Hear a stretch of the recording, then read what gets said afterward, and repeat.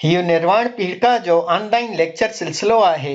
हीउ लेक्चर 8हें दर्जे जे मज़मून भूम पैमाइश यानी जामेट्री लाइ तयारु कयो वियो आहे। मुंहिंजो नालो अहसान अहमद उर्साणी आहे।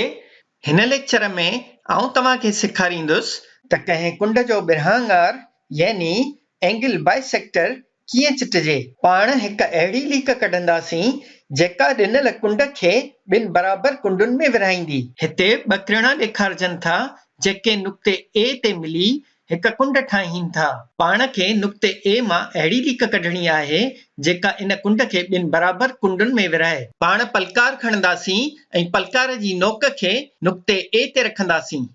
हाणे पलकार खे खोलींदासीं ऐं हिकिड़ी वॾी कमान कढंदासीं।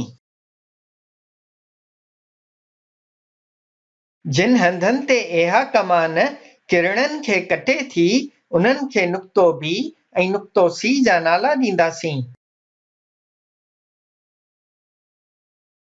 हाणे पलकार जी नोक खे नुक़्ते बी ते रखंदासीं ऐं हिकिड़ी ॿी वॾी कमान कढंदासीं।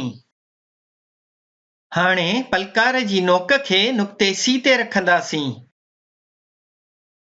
ऐं हिकिड़ी अहिड़ी कमान कढंदासीं जेका नुक़्ते बी वारी कमान खे कटे। जंहिं नुक़्ते ते ए ॿई कमानूं हिक ॿिए खे कटीनि थियूं तंहिं नुक़्ते खे नुक़्तो डी सॾींदासीं।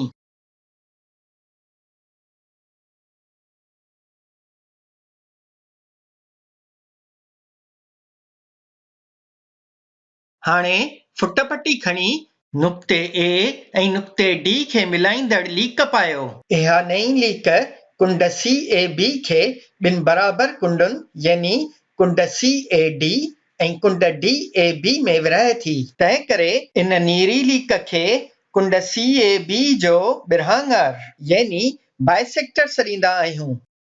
मूंखे उमेद आहे त हीअ वीडियो तव्हां लाइ मददगार साबित थी हूंदी। वीडियो ॾिसण लाइ तव्हांजी महिरबानी।